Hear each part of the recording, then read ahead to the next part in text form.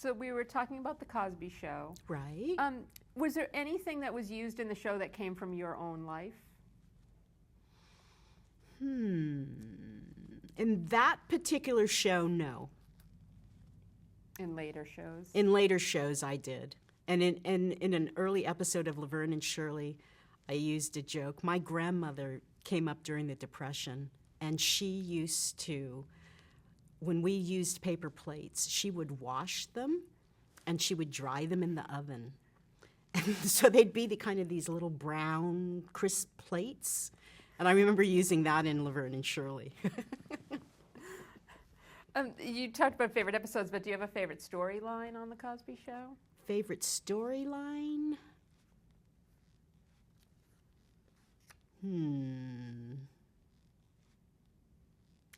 I think one of the stories I like the best, I don't really remember the whole story, but I remember it was that Theo decided that he maybe wasn't going to be like his dad, and maybe he wasn't going to be a person who achieved a lot, and maybe you could be happy just having less as long as you were happy with yourself. And he gives this really long, moving speech about the everyman and how it's okay to be the everyman. And then Bill Cosby just takes a beat and he's like, that's the stupidest thing I've ever heard. And just that whole parental wisdom, listening to this young kid talk so idealistically. That was, to me, a really meaningful scene. But I don't really remember the storyline so much. What do you think the show's legacy is? I think it's again, it's a show that I think opened people's eyes to embracing everybody, to saying that, maybe a lot of people hadn't seen a black family like that before. So I think that is a legacy of the show. And also I just think it's kind of a tribute to family life and to what we would like our families to be like, not necessarily how we are, because we're all flawed. And maybe that's why they chose to do it in that way and to make the flaws so comedic or whatever. There's no real conflict in the show, but maybe that's kind of an ideal to aspire to. And I think that's kind of the legacy of that show. When and why did you leave? Well, that's the only show I was fired from. Because I just really didn't fit into that. I didn't fit into that Bill Cosby world. I couldn't really march to those marching orders and live my life that way. And I guess I didn't go along with the program enough. So I actually was not asked back. Did you speak up? Do you feel like is that what you mean by you didn't go along with the program? I did speak up. And I did say, because I did feel that I was mistreated. I felt like I was kind of treated like a bimbo, and I felt that I was ignored, and I said something about it. And I did it in a very tactful way, but I don't think they really enjoyed hearing it. And then when Carmen Finestra came, it was interesting because we were pitching. I think we were in a bowling alley or something. I don't know why. But we were all somewhere, and we were pitching. And we were pitching about the slumber party story. And I think I pitched that to get the kids all to behave, he tells them he'll give them all $1. And they said, no, that's a terrible idea. So it goes on and on and on, and we're pitching and pitching. And then somebody else goes, what if he gives them all $1? And the guy goes, that's a great idea. And so I go, wait a minute, I already pitched that. And they're like, no, you didn't. And Carmen had a tape recorder because in those days, a lot of people taped stuff so that you could hear everything and go back and write. So he rewound it back, and it turned out that I had said something. And it didn't really help me, I don't think, but it gave me a little vindication. So where did you go after that? After that, I went back to Whit Thomas Harris to Golden Girls, and that was fantastic. I remember coming back and they showed me the pilot because because of Jay Sandwich was doing all the Cosby shows, and Jay also had a very close relationship with Whit Thomas Harris. So the last season I was on Benson, they actually let me out a little bit early so that I could go do the back 9 of the Cosby Show. But then when I wasn't asked back to the Cosby Show, they asked me to come back, and they had shot the pilot for Golden Girls. So they showed me the pilot, and they ended up bringing me and Nathan Infinero, who had also been with me on Benson. We all just went on to Golden Girls. So what did you think when you saw that pilot? I thought it was brilliant. I loved those women. And it was like coming home, sort of, because I felt appreciated and wanted, and it was a great pilot. I mean, it was a great pilot. So what was your role when you were hired back? What position were you at that point? I think I was like some version of a story editor still, or a story consultant, or I don't know. Like executive story consultant? Something like that. And what does that mean? What is that job? That job is basically in the trenches writer, pretty much. That's what you're concerned with. And I'll never forget the first day of production, and we were all there, and Susan was there because she wrote some episodes in the first season. And all the ladies were there, and they looked over at the staff, and we must have looked 12 to them, and they were not happy. They felt like we just were not going to be able to do it. Because you wouldn't get their life experience? Because we wouldn't get their life experience, because we were too young, because they didn't know us. I mean, these were seasoned, brilliant actresses who adored Susan and Tony and Paul, and they just felt like, you're going to pawn us off on these people? So it was a little tense in the beginning. Was it similar to Benson in that there was the upper echelon of the executive producers and then a young writing staff? Yes. And no real one in between? No, really in between, yeah. It was very much like that. And was it a diverse staff? Were there ethnic diversities, and were you the only woman No, yet again? Or? There was another woman there, Liz Sage, who had come from the Carol Burnett show, who didn't end up staying. And I can't remember who else was on that first staff. It was fairly small. So you were on the show so early. Were you involved in the development of the characters, or was it so clearly defined in that pilot that? In the beginning, it wasn't as clearly defined. I think Rose and Blanche kind of were blending together a little bit. So really, we were a little bit involved in kind of, making those characters distinct and separate. And, of course, the template was laid by Susan, and everything went through Paul and Tony, who were also, the producers of the pilot. So I think we did help a little bit in that way, but I'm going to say a little bit, because really they deserve all the credit. And having come right off Cosby, did you feel like this was a place where you had more creative freedom? Oh, absolutely. Much more creative freedom. We wrote harder jokes because, I love writing jokes. I'm a joke writer. I love character humor as well. So I knew kind of, what was expected of me, and it was also great to write for those women because they were just amazing. And knowing how to, when not to write, when to lift her eyebrow or let a gesture work, It was a much more subtle physicality, but it was still, there was a lot of physical humor. They used every part of their body, in their humor.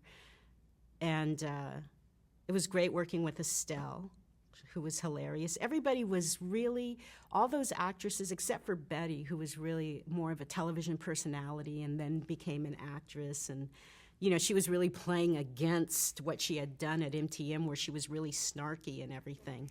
But the other ladies all came from the theater. And so there's just something about working with somebody in the theater where there's a certain etiquette, there's a certain respect for the work, and that was really great. And what about their relationships? What were as a writer, kind of how did you balance giving all four of them enough to do so that everybody felt like they were being utilized? Well, that was pretty much, I mean, the way that it was set up, the way that the pilot was written. I mean, you always had to service everybody. Of course, Estelle, she was, come in, do the story or the hard joke, With Bea, you knew, she doesn't like monologues. She's much better with the one-liners. And Rue, of course, the little sexy hottie. We really got away with a lot of stuff on that show. That's where censorship came in a lot. I forgot the question now. No, that answered it. Talk about the censorship. Was there someone on the set all the time? There was somebody on the set all the time because Susan really likes to push the envelope. So I think censors were on all her shows. And so we would always, we'd load up the script because here's the psychology, right?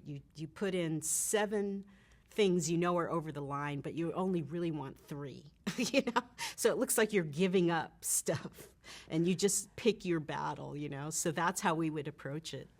Do you remember any specific examples? I remember one where Blanche was telling a story. I can't believe this got in. Blanche was telling a story about being at a boarding school and getting caught with her boyfriend, and that when somebody opened the door, she waved her foot at them or something like that. It was really dirty, but I think they didn't get it. And so it got in. Did you bring any ideas from your own life into this show? Into this one? No, I don't think I did. We really pitched a lot of stuff, but I don't remember any personal stories from that show. Did the actresses get involved in the writing process? Or? Not at all. It was, the thing about Whit Thomas Harris, the thing about the Gary Marshall Company, and those were the places where I grew up as a writer, was that there was a real delineation of what everybody did. There was a hierarchy, and Paul and Tony were in charge. That was it. And they were very gracious with their power. So the ladies, I think, always felt heard, because if they did have a problem, we really listened, and we really respected what they had to say because of what they brought to the table. They were pretty happy for the most part, I think. There was a little bit of tension with directing in the beginning because we switched directors a couple of times, but they gained more confidence in us, and we ended up having a great working relationship with them. But we always had the buffer of Paul and Tony. Like you never went to an actress and told her anything, or that just was not done. And when we did the run-throughs, they would, we would do our notes and everything, but they were always through Paul and Tony. That's cool. Were there rules for writing for each character? Like, was it very clear? It seems like there's such distinct characters. Yeah, I wouldn't say there are rules for writing. You just have to have an ear for what works for certain people. And after you hear them and you get their rhythms, and after you see how they move and what they do well, you learn how to write in a way that enhances their performance. Like I said, like Bea, we didn't give that many monologues. I remember we gave her one monologue. She had to kill a mouse. And so before she was going to kill the mouse, she was talking to the mouse, and it was a monologue, and she was so uptight, about having to do this whole monologue. But she did it. But we learned, like, don't throw that stuff at her all the time. That's not something that, she does that well. So instead of really rules, it's just really learning learning, the rhythms of who you're writing for. Did you have a favorite character to write for? B. I loved B. I just admired her so much. I thought she was such a great actress, and she, people were very critical of her, and she was really a very soft person, a very sensitive person. And I remember one time she told a great story. She was driving home and she ran out of gas. She had to stop at a gas station. So she stops at this gas station, and this is at the height of Golden Girls. It's like the #1 show. And she's at the gas station, and she didn't have her wallet. She realized she left her wallet at the studio, and we were at Renmar Studios. And so she says to the guy, "Can I go get my wallet? I'm B. Arthur." He's like, "Who?" And she's like, "I'm on Golden Girls, the big show, Golden Girls." He's like, "Never heard of it." And so she had to drive him back with her to get her wallet because he didn't know who she was. And she told that story at the table because she just thought it was hilarious. And then I remember another time, there was a joke that we did, and somebody called in. I think maybe it was about the show A Little Romance, where Rose falls in love with a midget, or she has a romance with a midget, a little person. And so somebody wrote to B, and they complained about it. They complained to her about something in the script, and so she called them at home, and she talked to them about it and why she thought it was funny. And then she hung up, and she said, "That person is going to tell somebody that I called her today, and they're not going to believe it. They're going to think she hit the bottle."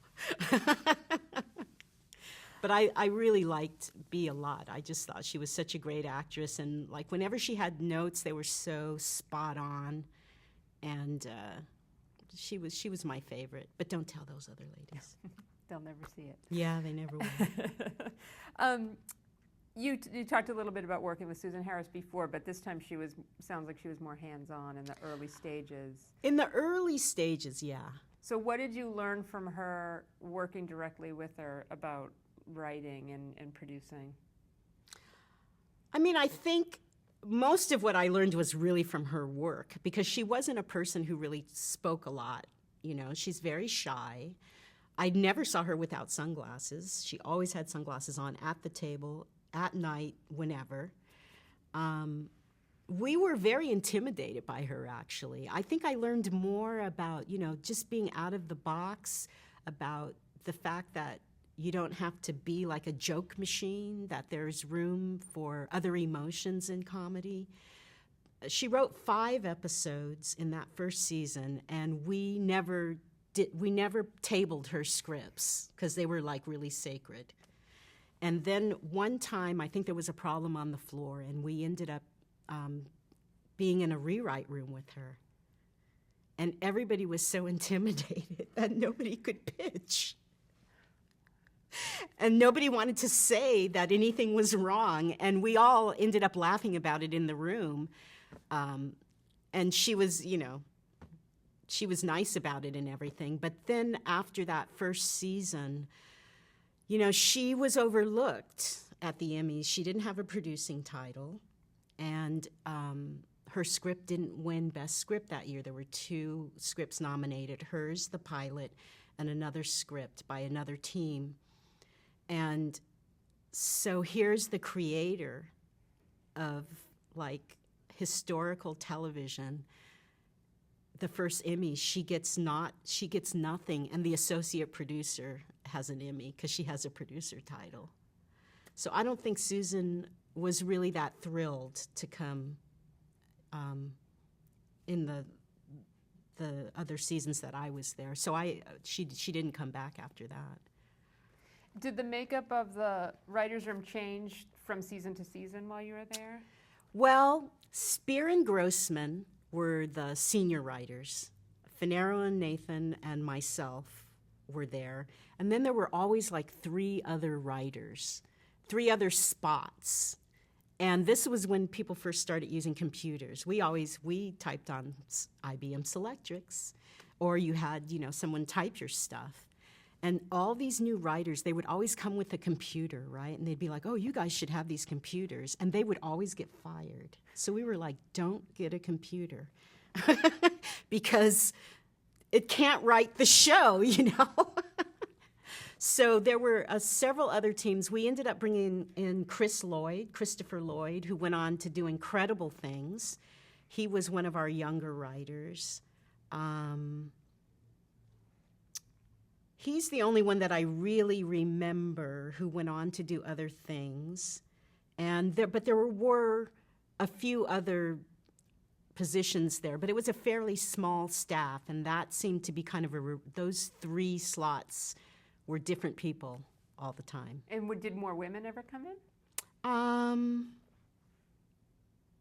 No, I think it was always just Kathy and I, Kathy Spirit. Did you think it was strange, or was it just the times that there weren't more women writing a show about 4 women?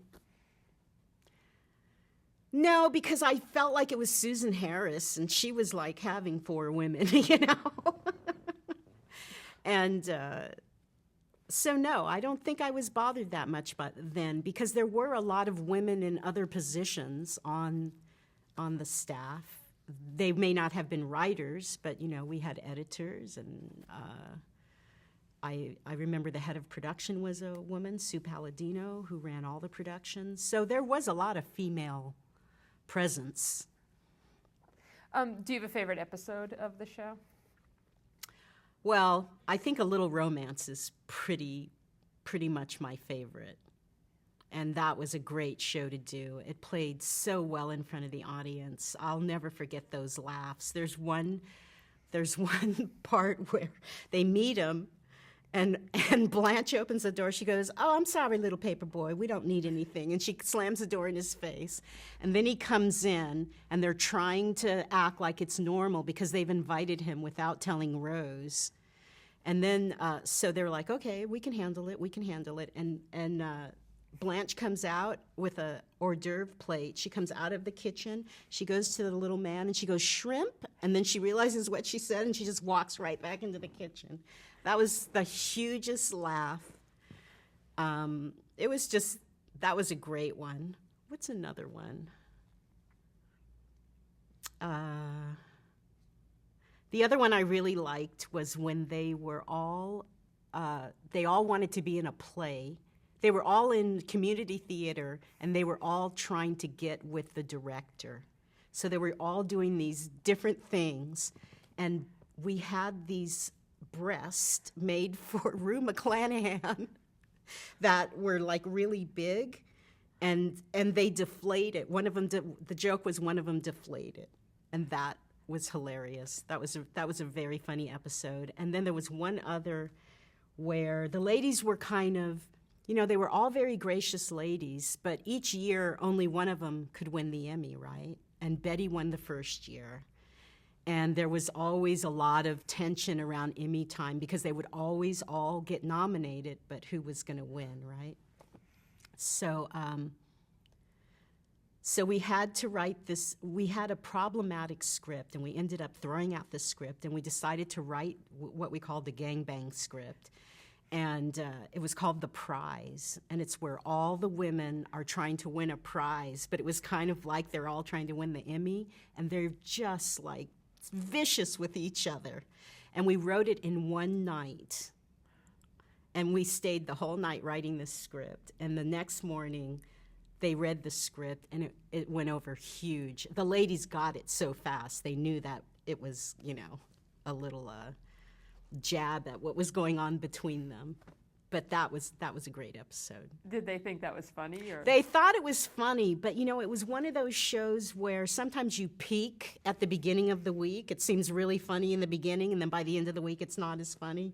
I didn't think they thought it was as funny at the end. And maybe, I think the show itself turned out really funny, though. In 1987, you mentioned an Emmy win. In 1987, the show won the Emmy. Right.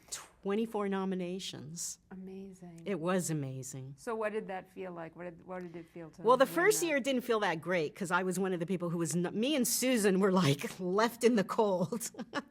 I didn't have an episode nominated and I didn't have a producing title. So it was great to see everybody else win because it's really interesting it was very interesting to watch because once everybody got nominated, everybody kind of changed a little bit, you know? It was like suddenly you couldn't tell them certain things, you know? And I could observe that because I wasn't really in it because I wasn't nominated, even though I got to take part in everything. But that was an interesting perspective. And then the second year we got nominated again, and then that year I was able to receive an Emmy, but that was interesting that first year, not being nominated. Did you feel a shift in yourself after you were nominated that you'd kind of witnessed in everybody else, or was it? No, because I think I was cognizant of it. You know, it's interesting when you're the outsider, you know? So I think it made me happy, but I took it with a grain of salt too, you know? What do you think that show's legacy is? Well, I hope its legacy is that you're never too old to be funny. That, you know, you can be anybody, and as long as you're funny, people are going to watch you. And it doesn't matter what age you are. It doesn't matter what race you are. If the work is good, people are going to respond to it. And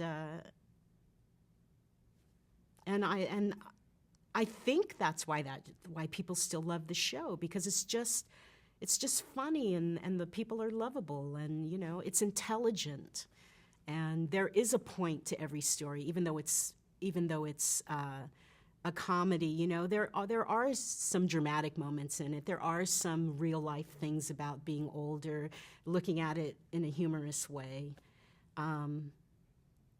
I think that's why people still like it. I don't know. So when and why did you leave the show? I left that show because I felt like I was always going to be the kid. They used to call me the kid. I was always the kid. I was the only person who wasn't in a team. And so I felt like I kind of fell between the cracks a little bit. And I just kind of needed to go someplace where people would think of me differently. Because sometimes it's hard to be where you grew up, you know? And that was one of the reasons why I left. And I also, at that time, I married during that time, and I had a child, and so it was just a different time. Did you ever think of, you wrote with a partner at PBS, but did you ever think of writing with a partner? No. I'm too stubborn, and I want my way. I have to argue enough after the script is written. I don't want to argue while I'm doing it. So in 1988, you were a producer and wrote an episode of Baby Boom. Right. So talk about that experience. How did that come about? Well, that came about. I got a call from Charles Shire and Nancy Myers, and they had read a Golden Girls that I wrote called The Audit, and they really liked it, so they called me in, and they ended up hiring me as, I believe I was a supervising producer on that show. And that show was a single-camera film show, which I was really excited about because that was something that I studied in college, was film. And my background really was film, which translates great into, you know, multi-camera. But it was great to get back to film. And I really enjoyed their work as writers. And it was, I believe there was another strike around that time. So I think it was after a strike also that I went and took that job. So how is writing for single camera different than writing for multi-camera? Well, everything is different. You know, multi-camera is almost like doing a little theater production every week. You're constantly changing things and changing the actors and, you know, honing everything. Whereas on the film show, you've got your script locked. You've got cameras 5 days a week. and you're shooting a little film every week, so you can't, throw in jokes, and there's no live audience, and so, your rhythm has to be a little bit different. You have to think about how everything's going to cut together a little bit more than you do in tape. It was great going on location. We had excellent crew that Charles and Nancy put together because their background was film. It was great because it was kind of back to my film roots, and I really enjoyed that part of it. So describe the premise of that show. The premise of that show, it's actually based on the movie Baby Boom, about a woman who inherits a distant relative's baby, and she is a high-achieving corporate type of person who has never really been maternal, and so having a kid is really alien to her. And this particular series is based on her being in Manhattan, working what would I call it? A high-paying corporate job that's very time-consuming, and trying to raise this kid. And she has a nanny. Kate Jackson played the part, and the nanny was Joy Behar. She was playing a German nanny in the first episodes. And it's just about parenting, when you don't know anything about parenting, and trying to have a dating life and a corporate life. And when you have a template like the movie as inspiration, is that helpful, or is that not even an issue when you're on a series like that? Well, it was, because the writers of the movie were the executive producers of the film. So they, wanted to do particular things. I was really there to kind of help them transition from movies to television, because they had had a horrible experience. They wrote Private Benjamin, and Private Benjamin also became a television show. And that was a very bad experience for them, apparently. And so now they were going to try it again. And so I was kind of there to help them bridge, between how it's done. And I remember there was basically no staff. It was me, Nancy, Donald Margulies, who's gone on to write plays and win the Pulitzer Prize. And that was it. And so I told them, what we should do first is hire some writers. So I think we ended up hiring a few writers. We hired Reisman, I forget, Reisman and Stevens, who have gone on to do very well, and another team. And so we would break stories, right? We break stories, and it would take a while to break the story. And then Nancy and Charles would go, "This is so hard. We have to do this again?" I was like, "Yeah, you have to do it 12 times because you have 12 episodes." And they were just like, they didn't like it at all. And they worked out of their house. And they were very hands-on with their kids, so they would have these little babies around all the time. So we would have to go to their house, and we would pitch the stories and everything. And it was kind of a new thing for Kate as well, because she had not done half hour. I don't think her last TV experience had ended that well. She was really going out on a limb and really putting a lot of faith in Shire and Myers. And they kind of, it's the difference between movies and television. Those movie people, they're just, they stick their nose up a little bit. And so there was a little tension with Kate. It was hard. It was very hard. And I know it was hard for them because they were not used to a television schedule. I call them, they're like at the country club, They write a few hours, do a little shopping, And we had Laserdisc at that time. We edited on Laserdisc, and that was horrible because if you got a bug, it would just shut down the whole thing, and you couldn't edit anything. And we shot it in We shot in an old air conditioning studio in Glendale. So they had, because it was big enough, we had a huge conference room set and like the whole interior of a corporate building, and then there was her apartment. It was all downstairs. The production offices were upstairs, but it wasn't like a real sound stage. So every time they were shooting downstairs, there would be a light going. And if you were walking upstairs, you had to stop and freeze until the take was over. So you'd be walking upstairs, and then and everybody would just go like that, and then you just wait for the light. It was ridiculous. So why do you think the show didn't last? I think it didn't last because I don't think it was what the network really wanted.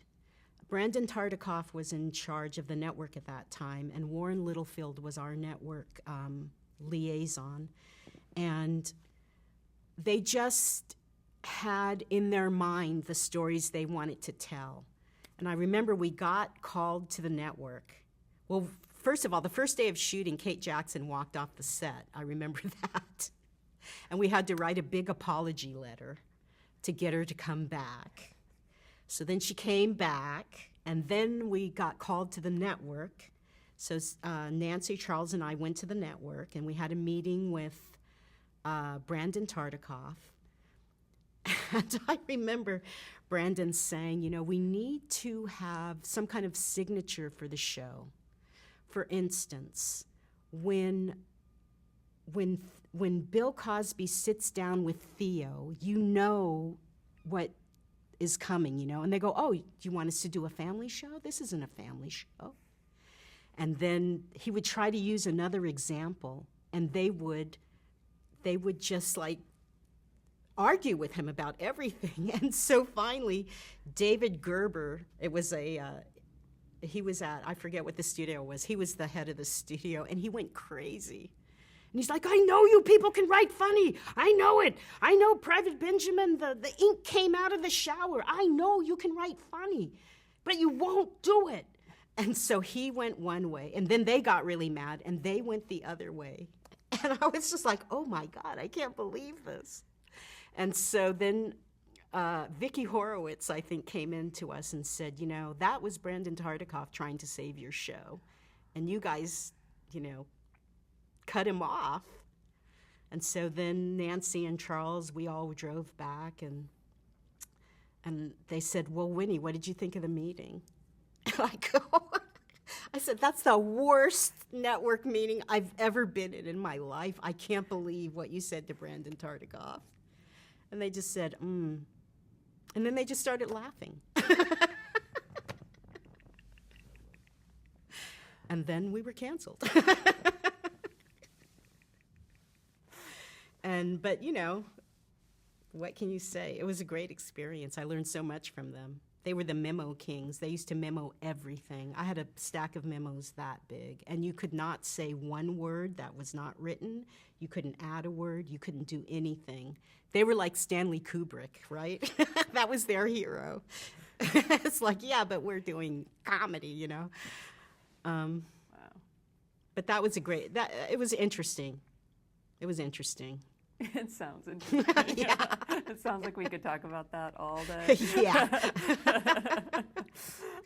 You went on, in 1991, you wrote a pilot for a sitcom called 5 Up, 2 Down. Right. So now talk about that. That was based on a British... That was based on a British show. I did that when I had a development deal at Orion, and they had a deal with a company that used to bring in these British shows, because as you know, All in the Family, a lot of shows do come from British shows. So they hooked me up with a guy named Richard Ominy, who was a very successful British writer, and they flew him over. And we were going to do this show called 5 Up, 2 Down, it was called 3 Up, 2 Down, and the British series was, and it was about a young couple who unexpectedly have a baby. They live in a flat, and they have a flat underneath. The wife invites her mother to come live in the flat to help take care of the baby, and the husband invites his father to come in the flat and help take care of the baby. The mother is very upper crust. The father's very blue collar. And it's about those two people living downstairs helping raise the baby, and the young couple lives upstairs. So that was the series. Okay, so I told Richard Omeny, I said, I have to warn you that as a black person, every time when you come with me, it's going to turn black. I'm telling you right now. So they decided to do it as a black series with Cleavon Little as the father, Diane Carroll as the mother, Jeffrey Sams, it was his first job, as the husband, and what was the wife's name? I can't remember the actress's name. And they decided to make her have triplets, which meant that we had to double 3 babies. So we had to have, I think we had a working nursery for the pilot. We had 3 sets of twins, and they were all close to being newborn. And, you can only have the light so hot, you have to change it. There's a lot of restrictions working with babies. And so I think Richard was not happy about doing that, but we were able to write the pilot. We wrote 5 other scripts, and I attribute it all to Richard's accent because people are totally impressed by British accents. So I would always say, okay, you do the talking, because no matter what you say, they're going to say yes, which they did. So we shot the pilot. The morning we were shooting the pilot, the morning of the pilot, Cleavon went and had his wisdom teeth removed. He had a tooth removed. And it was just a nightmare. It was the worst experience I've ever had. And we were running long, and we had to send for more babies. We had all these backup babies. And I remember and what was amazing to me is we would call these people, it's like 9 o'clock, and we'd go, hey, we need your newborn twins. And they'd go, okay. And so they started driving. I think they were in Long Beach. They started driving, and their car broke down. We had to send a limo to pick them up on the freeway to get them so that we could put those babies in, because we had run out of babies because we could only shoot them for so long. And Richard just went back to England, I think. It was not good. And they fired Diane Carroll. That was the other thing. They fired Diane Carroll halfway during the week. Why? And then because they just felt like she wasn't getting the part, and they didn't want to take a chance.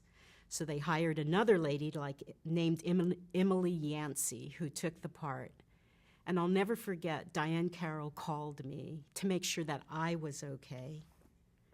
And then she sent a basket to the new actress, which is the classiest thing I think anybody's ever done. I just respected her so much for that. Wow. But that pilot did not go. Were you relieved when it didn't? No, I mean, I'm never relieved when it doesn't, but I could see why it didn't. And I probably would not have wanted to work with triplets. I think they would have grown up really fast. And moved? Yes. So in 1991, you became executive producer of The Fresh Prince of Bel-Air. Right. So talk about that. You joined the show in its second season? Second season. And why were you brought on? I was brought on because apparently there was a problem between the former executive producers and whatever their deal was with NBC. I think they were at some kind of an impasse, and they ended up stepping away, and so then I was brought in. Did the shift have anything to do with changing the tone of the show as well, or the? No, I don't think it had anything to do with changing the tone. I think it had more to do with whatever was happening between those entities. So what was your role as executive producer? Well, as executive producer now, when I was doing comedies, they were shooting 2 shows, and then I went into a development deal, and that's when I did the pilot. And so when I came back out, and now I'm producing a show again, how you produce a show really changed. So, and I also inherited a lot of things because they didn't want to let everybody go because they had changed the top person. So I said, let me talk to the line producer. I talked to the senior producers, and they kind of guided me in what was working and what wasn't working. And then I watched all the shows, and I felt that they needed to make some changes to the set to give the show a different and more opulent look. And they were totally on board, I have to say. They gave me everything that I wanted in terms of changing the set. I hired a new director, and that was a big shift. And I wanted to do 2 shows, but the actors were so freaked out by that. So I kind of backed off that. And what we would do is block and tape part of the day and get things in the can so that, because I do not like to go in front of an audience and keep shooting the same stuff. If I'm going to shoot it again, I want to throw in a new joke. I want to do something because that is the rhythm of the show. That is the energy in the room, and you don't want to, waste it. So for me, I had to change a little bit, and also they were not used to having changes. They were not used to somebody throwing a new joke in and saying, like if we were in front of the audience and something didn't work, I would want to do it differently, and they were not used to that because that's not how the other executive producers worked with them. So that was kind of interesting to me, that they were really reticent to really be free in front of the audience as much as I thought they should. But and I wrote the first show, which was called The Earthquake, and it had 5 moving sets in it because they all had to move for the earthquake. And it was a really big show. It was a big production show. But it played really, really well. And I think that kind of broke the ice. And I remember the end of that show because they all encircled me because they were really happy, and they all hugged me, and that was great. But that was another star vehicle. So it was a different way of working than the way that I came up. So talk about that. Will Smith was the star of the show. Will Smith was the star of the show. Benny Medina and Jeff Pollock were. It was based, I guess the credit says based on a format by. So it had a lot of personal importance to Benny Medina because he considered it a little bit of his life story. So I kind of inherited them. And then I was working with a rapper, right? Rappers have posses. And so I had a whole posse to deal with. And it was very political, and that was the first time I had really been in that political a situation where you had all these different factions wanting power and wanting to say how things were done. And I inherited a writing staff, so I didn't get to pick my writing staff. So there were a lot of challenges, but I had a great line producer, Warner Wallian, who knew the show really well, who knew how to produce. I mean, he's the best producer I ever worked with, and was very creative. I believe the line producer is a creative producer, and I want their input, and we made a very good team, I thought. And I only ended up getting rid of a few people. Writers or production people? I got rid of the stage manager, and that was a big deal. But I was told, when I did my research, that this was a person who should be replaced. That was bumpy in the beginning, but it turned out okay. And then I kept all the writers through, we pitched stories, and I had everybody write a first draft. And then there was one writer that I did want to get rid of, but it was very political. So I had to be very careful about how I did it.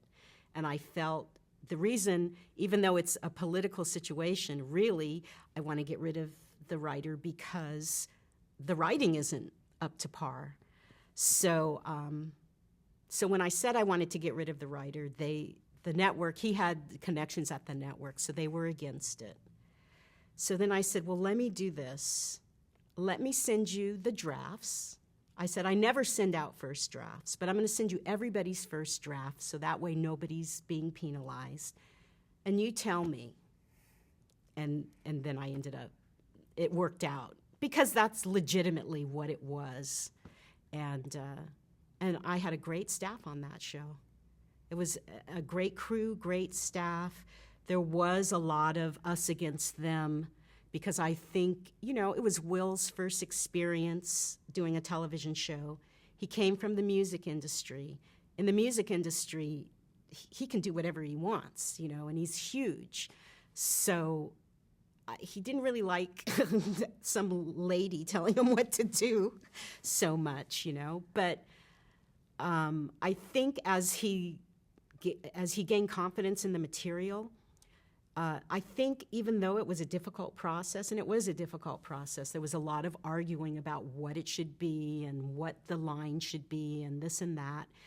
But he also has very good comedic instincts. He's very naturally funny, and we made a really good team. I think the shows we did, even though sometimes it was hard, they were good shows. So what was the line, and what side of the line were you on, and what side of the line was he on? Like, what were the differences? Was it about whether to do issue shows or whether what? To do shows that had issues or? Yeah, he wanted to do the issue shows. I don't do issue shows, and so that was part of the problem. Sometimes he wanted to use slang that was so, nobody would get it. So we had arguments about that sometimes. He had certain things, he wanted to have a say in what everybody did, what all the actors did. So he thought, if he thought Uncle Phil as a black man should this or that, then he would speak up about it. So he was allowed to give notes in a way that nobody else gave notes. And I think that made the other actors a little bit uncomfortable. To have somebody, especially because, again, you're dealing with actors who've been around. James Avery is a very good stage actor. He's been around. Janet Hubert Whitten was a Broadway dancer. These are people who have been around the block, and they're used to things working a certain way, and it didn't work that way with Will. It was all about Will. And I would have to explain that to them sometimes, He is the star, and this is the way that it's set up. It's not called The Fresh Parents, So it was difficult, but, it ended up working out okay. And would he give notes directly to the other actors, or would he go through you? In the end, he didn't give a lot of notes, to tell you the truth. In the beginning, he did. And his posse also wanted to have a say. And the network was like, no, you have to fight them. And Quincy Jones, who was the production company, I really was kind of stupid, I have to say, because he had set it up for me where I wouldn't have their input. And then I said something, and I can't remember what it was, but it kind of opened the door. And then I just said, let them have input, I'm going to make them read all the outlines because it's a lot of work. And once they see how much work it is, they're going to have less input. And that's how it worked. I just said, here's the outline, read the outline, what are your notes? And then it just and it worked out okay. And was the posse experience, did they have television experience? Did they have music experience? Or were they just friends? Some of them had music experience. Most of them did not have television experience. Some of them ended up being good writers. Because I did have a couple of them in the room, and some of them were dancers and, different people who, I don't know who they were, but they were around. And, that's something that he needed. So, How do you think the show itself changed under your direction in terms of the content that was on the screen? Did the family take a bigger role? Was there anything like that changed? I think my goal was always to service Will. I think that we did do more family stories. We didn't do so many outside stories.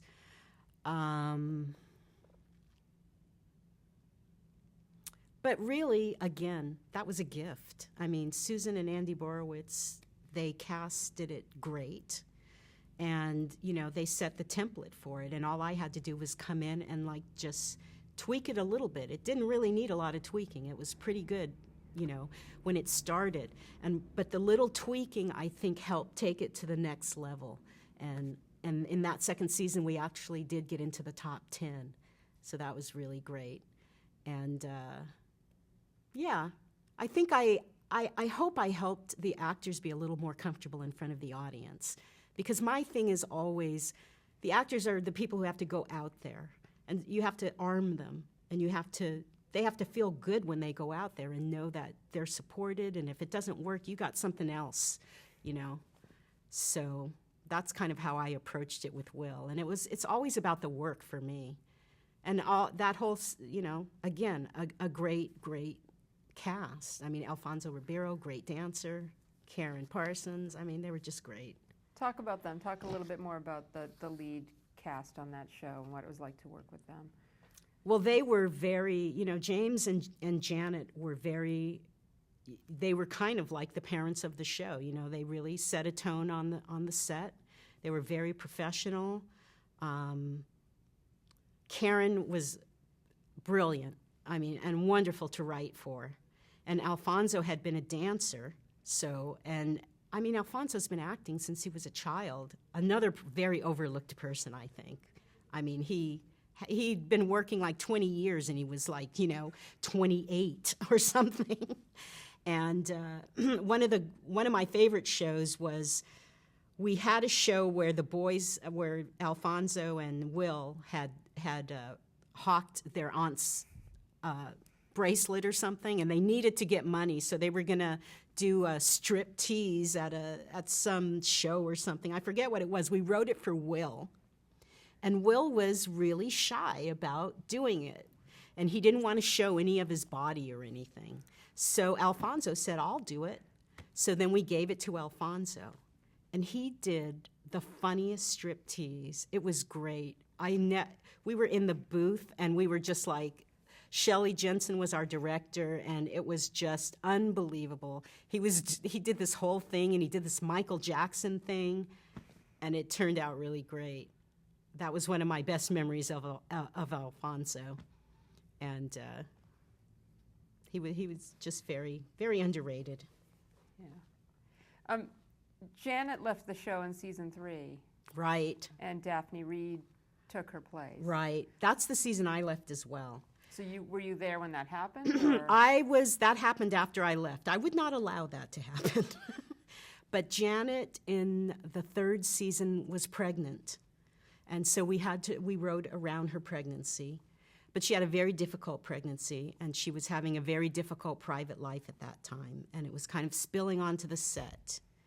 And so I sat down with the actors, and I decided that I was going to limit her time on the set, because not only for her own health, but also kind of for the peace of mind of the rest of the company. And that was kind of the beginning of the end, I think. Yeah. We are going to stop and change tapes. That was my another God. hour.